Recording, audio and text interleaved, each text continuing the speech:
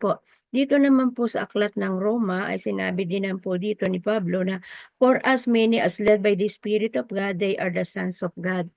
At sabi nga po sa ating wika, ang lahat ng pinapatnubayan ng Espiritu ng Diyos ay mga anak ng Diyos. So sino po baga ang banal na Espiritu o sino yung Holy Spirit? Sabi nga po, ito yung ating helper. Ito yung katuwang po natin umaagapay sa atin. Ito yung ating comforter. Andun po na kung siya yung advocate natin, na kung sa'y tagapamagitan, siya yung ating guide, siya yung patnubay natin, at kung saan ito din po ay lead us to live godly lives. Siya po yung gumagabay upang tayo po ay mamuhay ng ayon sa naisin ng ating Panginoon. Ano po? So, dito po, paano daw po? The power of spirit life, filled life. Ang kapangyarihan ng buhay na punong-puno ng Santong Espiritu. Sabi po dito, sa atin pong introduction, to believe in God through Lord Jesus Christ makes you saved, but not enough. Hindi po daw po sapat yun na sa kung saan tayo nananampalataya lang sa ating Panginoong Hesus. At sabi nga po, you will be a Christian that is good for nothing if you are not growing. So, dapat po habang tayo po, mga kapatid, ay nananampalataya, nananalig, nalilingkod sa ating Panginoon, ay gusto ng ating Panginoon na tayo po ay mag-grow. Sabi nga po, God wants us to go continually until these fruits are seen as, hanggang makita yung bunga sa atin, yung banal na Espiritu. Ano po? Kaya nga sabi nga po dito, sa ikalawang Peter, sa ikalawang Pedro 3:18, but grow in grace and knowledge of the Lord and Savior Jesus Christ, to Him be the glory both now and to the day eternity. Ano po? Ito po yung sinabi ni Pedro, ng 2 Peter. Ano po? So, dito po, sa ating pong paglago, sa ating pong pag-aaral nga po, po, sabi nga po, ay kailangan po natin na kung saan ay we need to grow. Ano po? So, dito po, meron po tayong iba't ibang level of experience with the Holy Spirit. Sabi nga po dito, the Holy Spirit, unang-una ay the Holy Spirit came upon. Dumaloy po sa atin yun. They came upon kung sa Old Testament, sa unang tipan, sabi nga po, in the Old Testament, the Holy Spirit comes upon to a person whom God chooses to accomplish certain tasks. So, sa unang tipan pa lang po ay makita po natin na kung saan, marami na po tayo sa ating pag-aaral, nakita po natin kung paano kumikilos ang banal na Espiritu sa mga taong pinipili ng ating Panginoon para gampanan ang tungkuling nais ipagganap sa Kanya. Kaya sabi nga po dito, na kung saan ay to accomplish a certain task. Kung atin pong titingnan sa unang Samuel, chapter 16, na kung saan ito po ay kung paano si Haring David ay inanoint ni Samuel. Si Samuel na kung saan ay inutusan ng ating Panginoon para langisan si Haring David na kung sa inong panahon yun ay isa'y bata pa. Siya yung pinakang bunso, pinakang binatilyo sa kapatid, at andun nga po na kung sa isabi po dito sa 1 Samuel chapter 16, Samuel took the horn of oil and anointed him in the presence of his brother. So ito po ay nung magpunta na nga po, tinutusan ng ating Panginoon si Samuel na pumunta ka sa pamilya ni Jesse.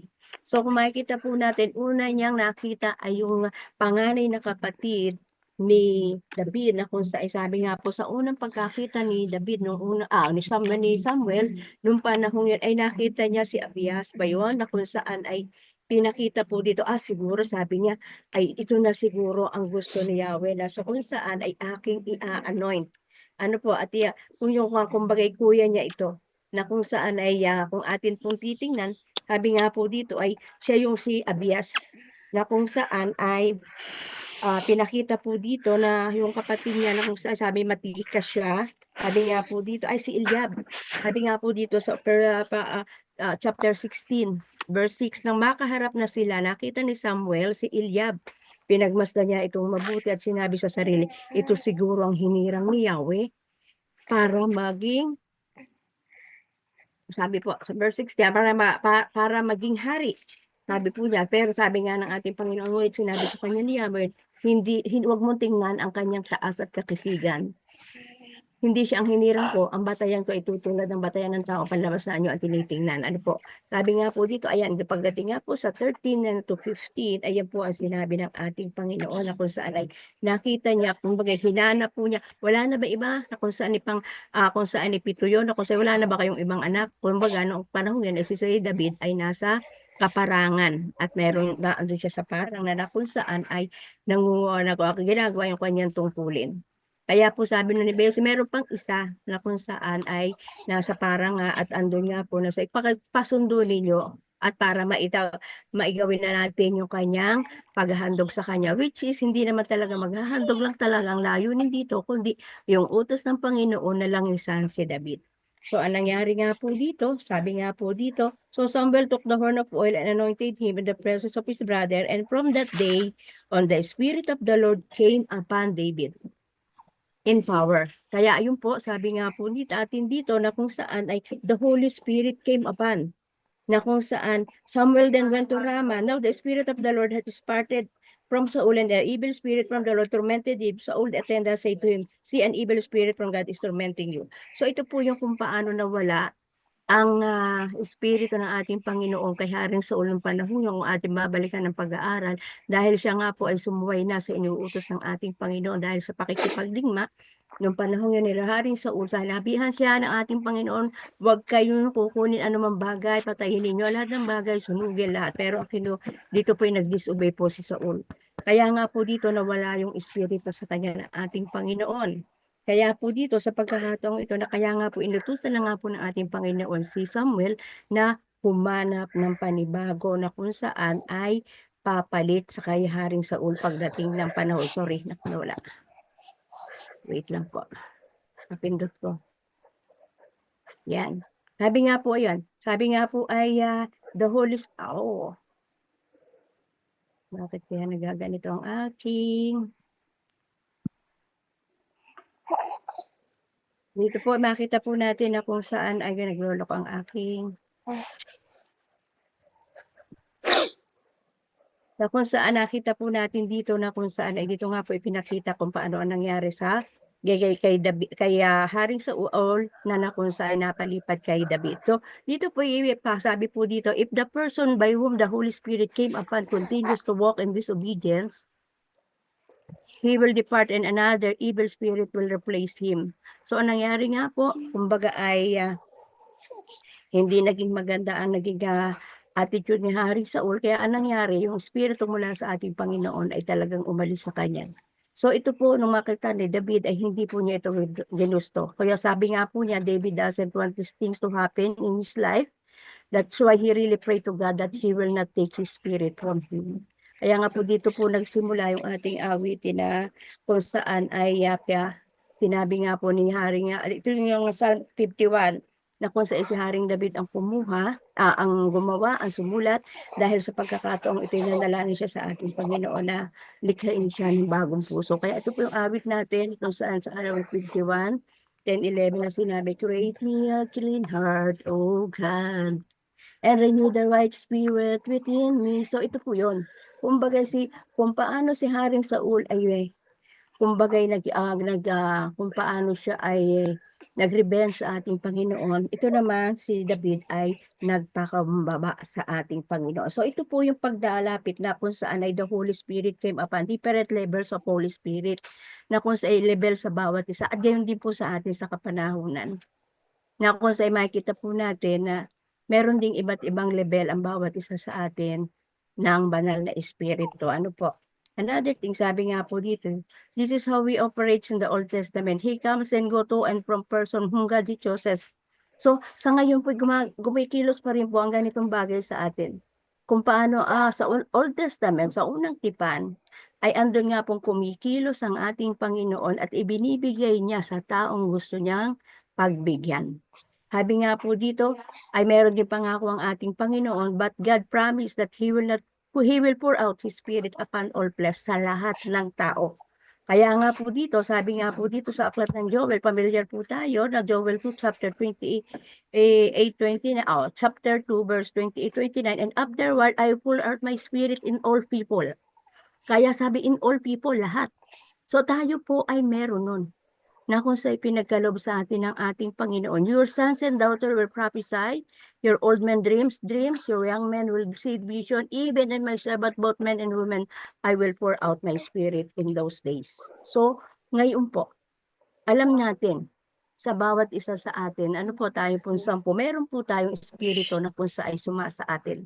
Dahil ito po ipinangako sa atin ng ating Panginoon, di po baga. Kaya po dito po, makikita po natin mga kapatid na ito po yung pinangako sa atin ng ating Panginoon. So ayun po, kanina sabi nga po, the Holy Spirit came upon. Dito po sa pangalawa, the Holy Spirit is with you. Nasa atin. Ang Diyos po ang nangako. Sabi ni Jesus, ang nagsasalita. John 14, 28-29. If you love me, you will obey what I command, and I will ask the Father, He will give you another counselor to be with you forever. The Spirit of truth. The world cannot accept Him because it neither sees near or knows Him as He has truly the Holy Spirit. Sabi po nga, ito po yung ipinangako sa atin ng ating Panginoon na ang Panginoong Jesus. Kung ating pong babuksan sa ating pong wika, sa ating wikang Pilipino, sabi nga po dito, basahin po natin sa John 14:28. Sabi po dito, and 29, na kung sa para mas malinaw po nating maunawaan, ano po, sabi po dito sa John 14, 28-29, sabi po niya dito, sinabi ko na sa inyo, ako'y aalis, ngunit babalik ako. Kung iniibig ninyo ako, ikakagalak ninyo ang pagpunta ko sa Ama, sapagat dakila ang Ama kaysa akin. Sinasabi ko na ito sa inyo bago pa mangyari, upang kung mangyari ito'y manalig kayo sa akin. So dito po yung kung saan ipinakita po dito, na kung saan ay andun nga po na kung saan merong Santong Espiritu na gagabay sa atin. Jesus said to His disciple that the Holy Spirit is with them, because they are always Him who has the Holy Spirit. Kasi nga po, tayo po sa ngayon, mga kapatid, kung wala man ang Espiritu sa atin, hindi tayo madadalos ang ganito mga gawain.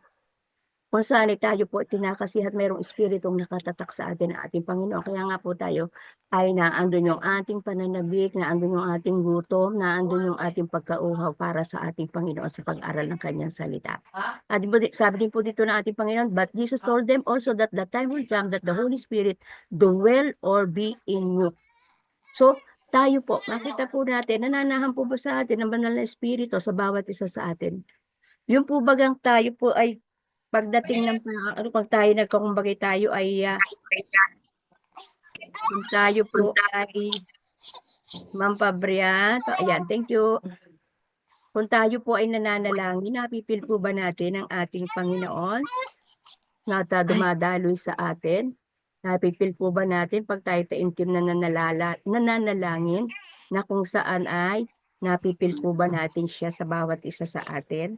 So kasi kaya pangako na ating banal na ating Panginoon yun, the Holy Spirit with you.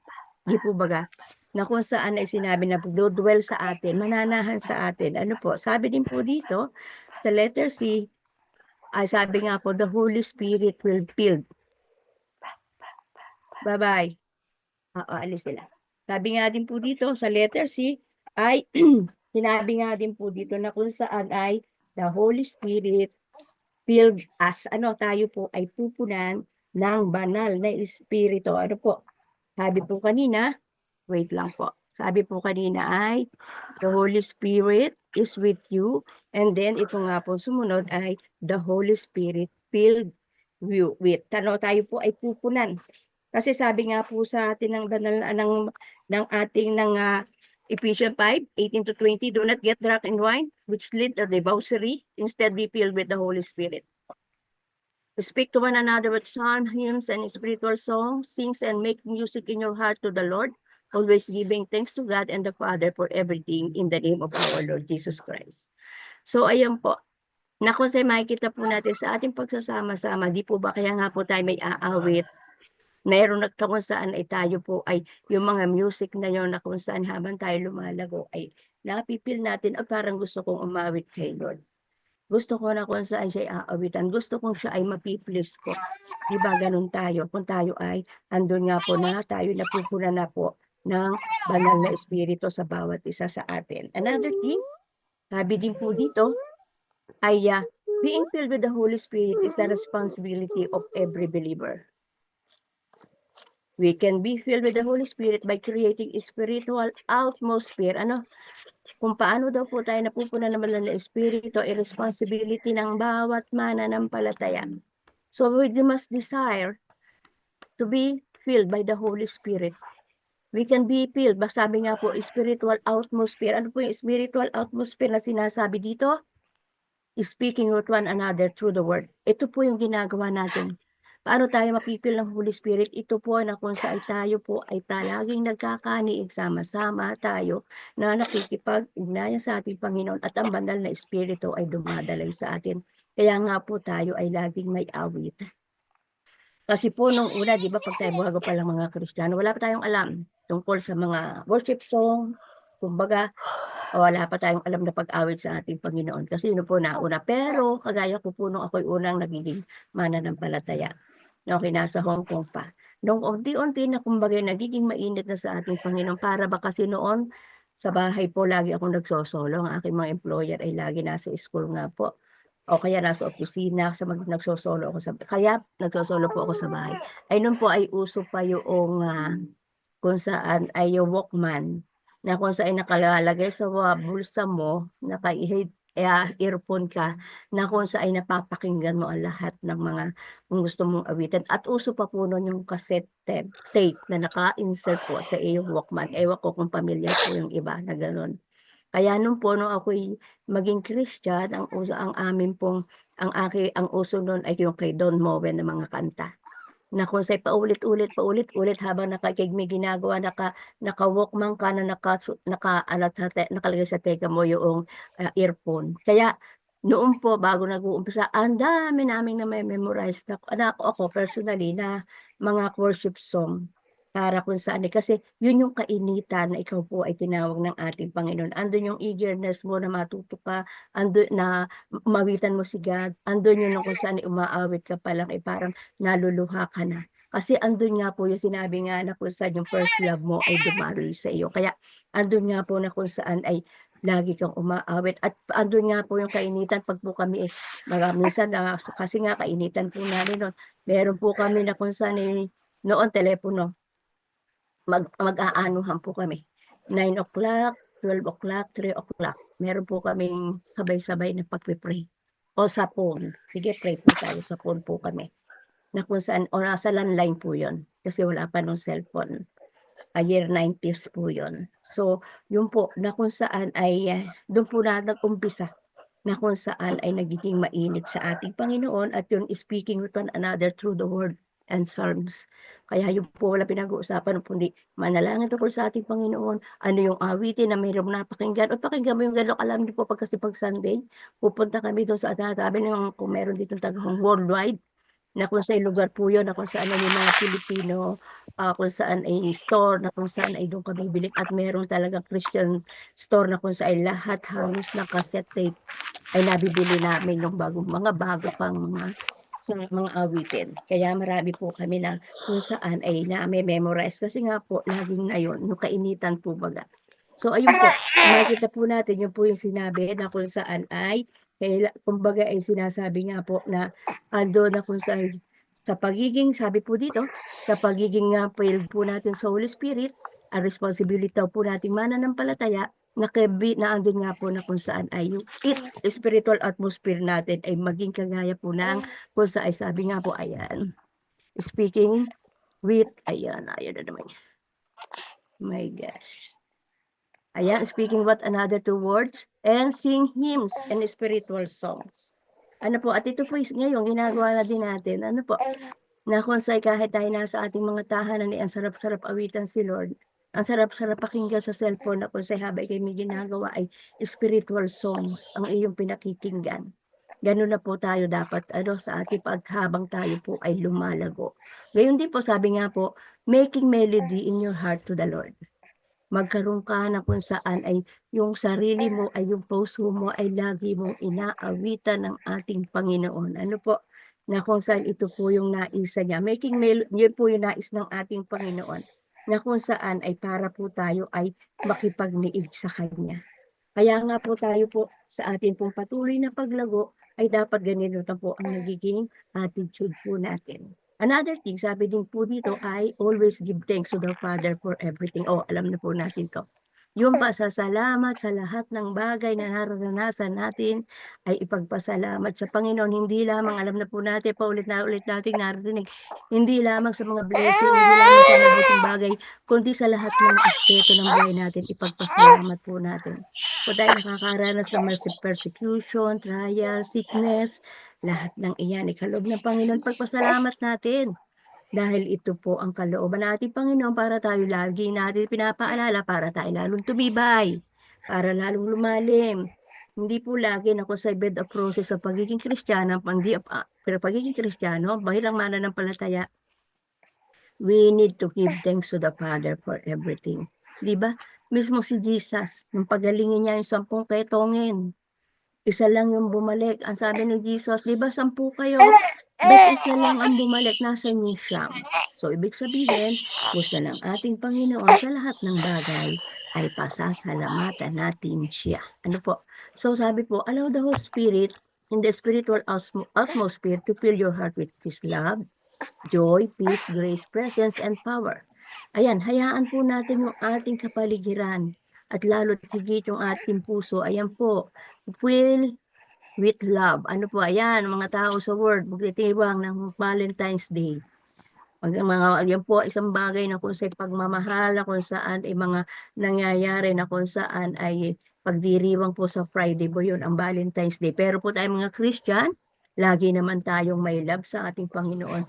Higit sa lahat, unahin natin ang pagmamahal sa ating Panginoon at doon po, laging kung ang nauna natin ang ating Panginoon sa pagmamahal sa Kanya, yung agape love na ipinadadama sa atin ng ating Panginoon, ibalik din po natin yun sa Kanya at mararanasan natin lagi yung kagalakan, kapayapaan, yung grace niya, yung presence niya, and yung power niya.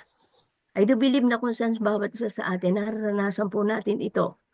Kasi sa ating participant po ngayon, nakikita ko na kung saan yung mga mature na po tayo.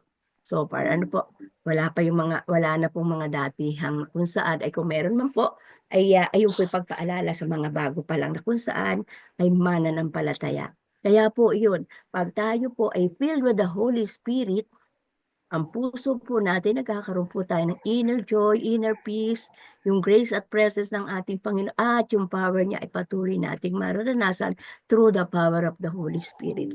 Kaya ito po yung dapat makita po natin. Ano po mga kapatid, na tayo ay laging nasa presensya ng Holy Spirit kasi ito nga po yung pinangako ng ating Panginoon, di po baga ng ating Panginoong Jesus bago siya umakyat sa langit. Hindi ko kayo iiwang nag-iisa, bibigyan ko kayo ng makakasama. At yun nga po, doon sa Acts 1:8 na po, andun nga po na kung saan sabi din po na ating Panginoong Hesus ay, I will give you the power through the Holy Spirit, through the power of the Holy Spirit na siya umakyat sa langit. At yun po, yung ating nararanasan sa kapanahunan, na kung saan ay patuloy po tayong lumago, patuloy po tayo kung saan ay naisin po natin na tayo po ay mapuna ng Santong Espiritu para ganun po, anumang maganap, andun pa rin yung sa puso natin, mahal natin ang ating Diyos at mahal natin ang ating kapwa. Meron tayong kagalakan, may kapayapaan, andun yung grace ng Panginoon sa lahat ng aspeto ng buhay po natin at feel natin yung presence niya at kapangyarihan niya. Alam niyo po, yun nga pong lately na kung saan ay kamakalwa, the day before kahapon, na kung saan ay yung po mga sinabi na i-share ko na ito, na kung saan ay nung umaga talagang yung puspos yung aking pagpipray, lahat ng cash out ginawa ko. Alam mo, nung hapon niyo po ay talagang itong aming pangatlong bahay lang po dito sa amin, kaya lang sa kabila, hindi dito sa hanay namin, nagkaroon po sila ng sunog. Kumbaga alam niyo yung bahay nila ay konkreto, nauna pa yung bahay na tinitirahan ng kapamangkin ko, nauna pa itong i-construct kasi nung panahon yung una po na dito ay iilan pa lang ang bahay, ngayon medyo dikit-dikit na. At ang kanilang talagang ang bahay po nila kung sabihin natin kumbaga yung kanilang hindi kahoy ang ginamit sa kanilang yung po bagang parang bakal. Na kung saan, andun pa tapos yung kanilang kesame, yung po baga hindi tinatalaban ng sunog kaagad. Pero alam niyo po, yun talaga, ang nakita ko na kung saan, sabi nga po, pag tayo nagpe-pray sa loob ng tahanan natin, andun ang presence ni Lord. Kasi nakita ko doon po yung kumbaga yung po ba bilang hindi nila alam ba't nagkaroon na sila ng electrical, nagkaroon ng problema sa electrical nila. Nakita na lang kasi daw po nung may bahay nagbabawal lalabas sa baba.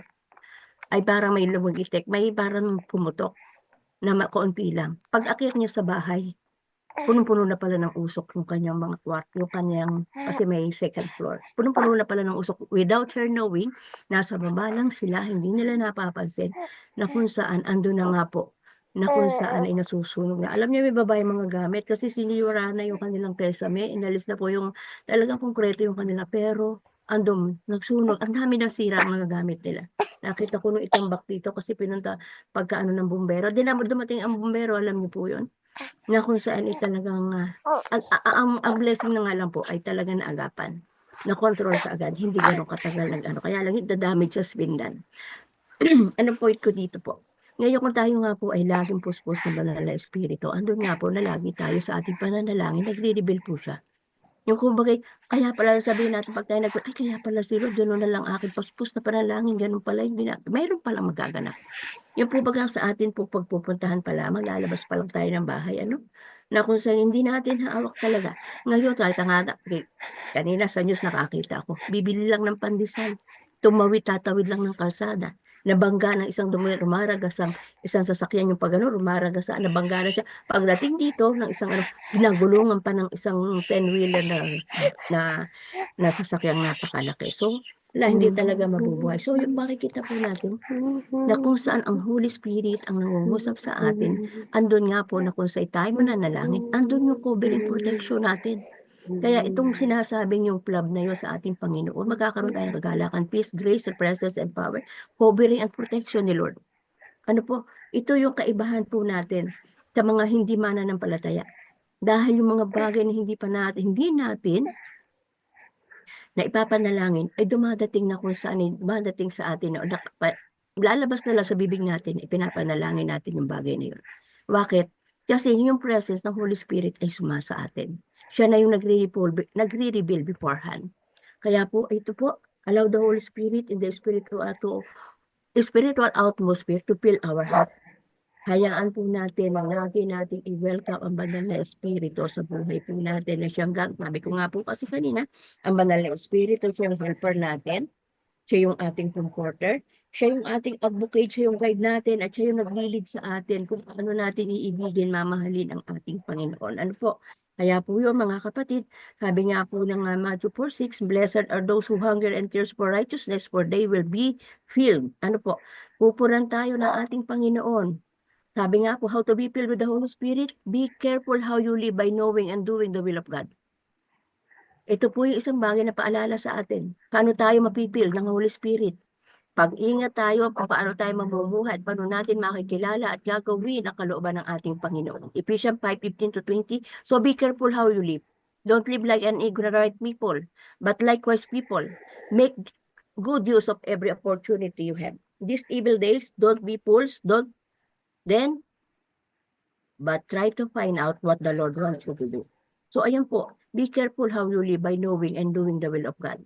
Kaya ito po yung patnubay sa atin ng ating Panginoon na lagi tayo nasa presence niya, siya nagtutuwid, siya nagtuturo. Kaya mag-ingat po tayo kung paano natin tayo namumuhay at makilala natin at gawin kung ano yung kalooban ng ating Panginoon. Ayan din po, sabi nga, do not get drunk, sabi nga po, with wine, which will only ruin you. Huwag na po tayong malasing sa alak.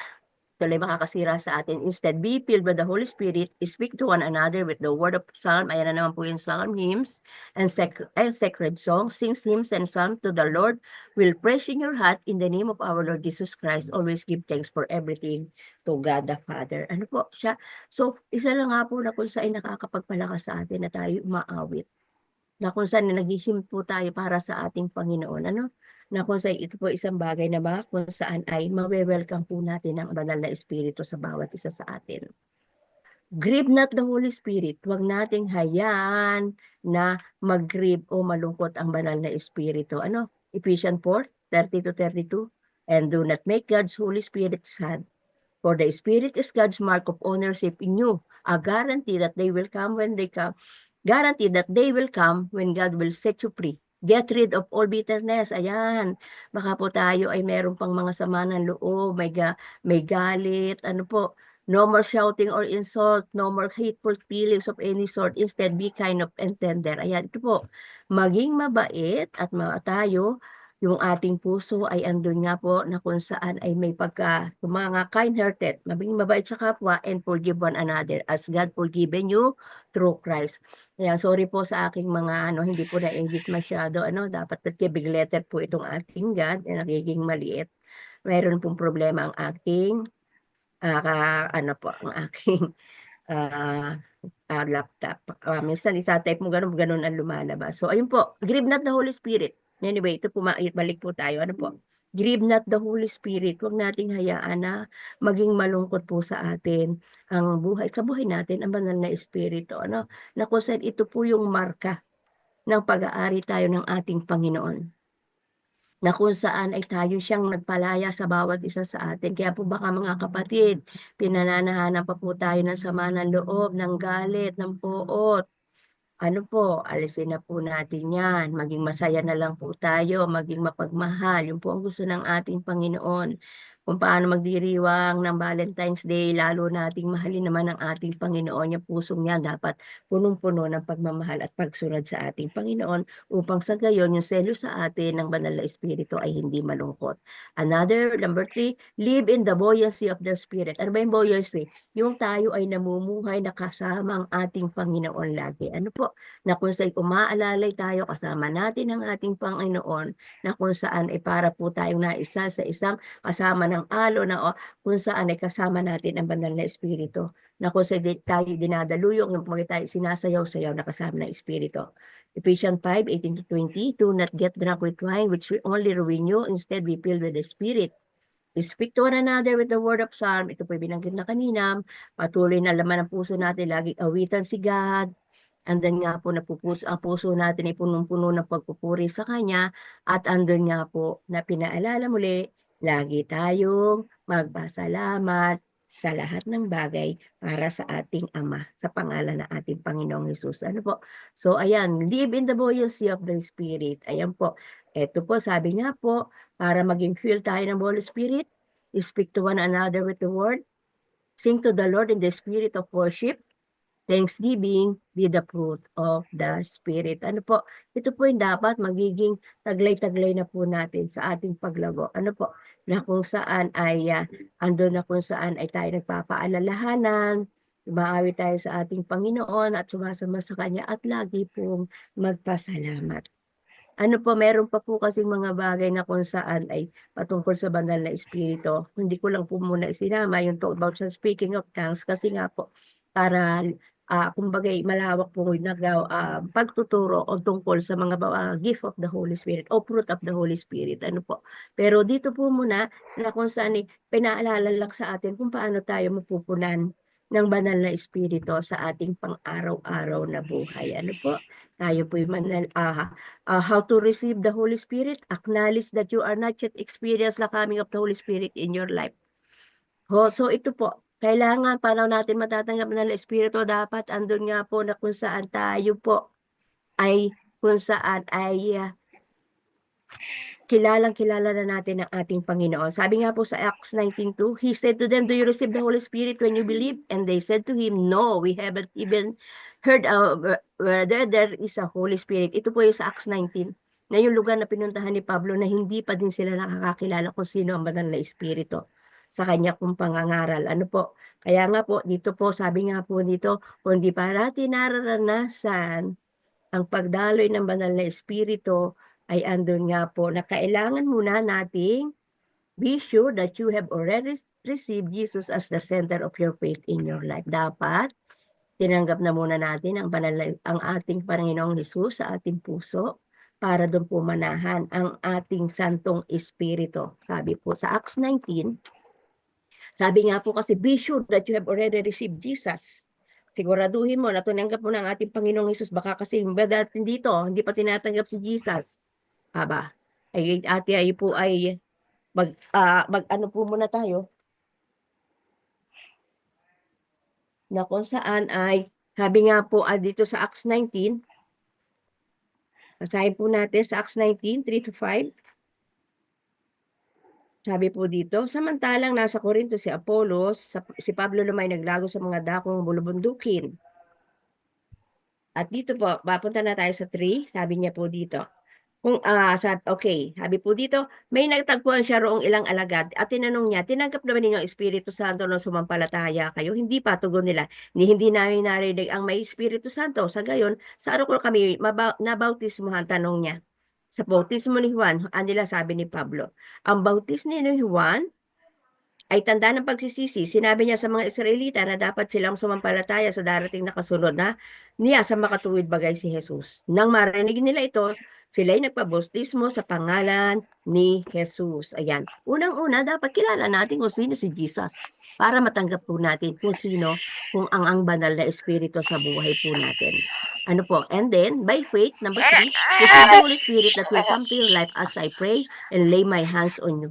Andun nga sa pananampalataya po natin, na kung saan ay kailangan andun nga po na kung saan ay nung patungan ni Pablo ng kamay ang mga dito sa lugar po ng Epeso, sa Epeso po kasi ito, sa lugar ng Epeso, ay andun nga po na kung saan doon dumating ang banal na espiritu sa kanila na sila'y patungan niya ng kamay. Another thing, the coming of the Holy Spirit in the life of the believer is the key to fruitfulness.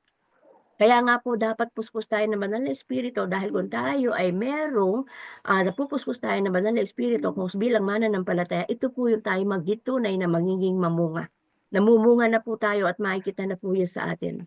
It is the real proof that the believer received the Holy Spirit is when he becomes a witness for Christ. At dito na po, pag tayo na nga po ay mapuspos ng banal na espiritu, tayo na lang umaawit, tayo nga po ay patuloy na kung saan ay kumikilala at naglilingkod na sa ating Panginoon at sa ating paglilingkod, magiging saksi na po tayo ng ating Panginoon. Na ibabahagi na po natin ang salita niya sa iba't ibang lugar. Kaya po, kasama na, di ba? Yung patubay ng banal na espiritu, akala ko dito lang ako, na kung saan dito lang sa paligid-ligid. Pero ayun, meron po pala na kung saan mag-witness ka sa ibang lugar. Papakilala mo ng tuluyan ng ating Panginoong Hesus. At ito po yung pruweba bilang isang mananampalataya na kung saan ay kasama ng Santong Espiritong ipinapakilala natin ang ating Panginoong Hesus. Sa kung saan nag-witness po tayo. Kaya yun po, kasama din nga po yung palang pagmimisyon natin dito, Witness of Christ, tayo po yung kung saan ay magpapakutulay sa ating pupunta sa mga, kung saan sa pagmimisyon po natin wala tayong dadalhin. Pag-witness tayo para kating sa kay Kristo. Kaya po, ayun po, mga kapatid, tayo po ay tunay na maging sa mga witness ng ating Panginoon. Bakit? Kasi nga po, meron tayong Santong Espiritu na sumasa atin. Ayan po mga kapatid, hopefully, nawa po ang Panginoong Banal na Espiritu ang magpalalim, magpalawak ng usap sa puso at isipan natin para po tayo ay patuloy na kung saan ay makapagbigay kalwalhatian, makapaglingkod, makapag-witness sa tulong at gabay at tayo na pupuspos ng Santong Espiritu. Heavenly Father, merciful God, thank you so much for your words that we have been na kung saan napag-aralan po namin ngayong gabi. Salamat Holy Spirit na kung saan ikaw na nga po, O Diyos, ang patuloy na mangungusap sa iyong mga anak. Salamat na kung saan patuloy mo kaming kakasihan, sasamahan, Panginoon. Gaya nga po na si Banabi ni Peter, Panginoon, na kami itutulungan mo lumago pa. Habang kami narito pa, Panginoon, at habang kami lumalago, kami naman po'y makakapaglingkod sa iyo, Panginoon, sa pamagitan ng pag-witness, sa pamamagitan ng pagpapatotoo na ikaw ay yung buhay na Diyos, na kung saan yung Great Commission ay gamitin mo din po kami as a witness na kami kinakasihat, sinasamahan mo, Holy Spirit. Lord, salamat. All the glory is yours alone. In Jesus' mighty name, amen and amen. Thank you po. God bless po. Ma'am Andrea, back to you po. Ayan, maraming salamat po sa buhay niyo.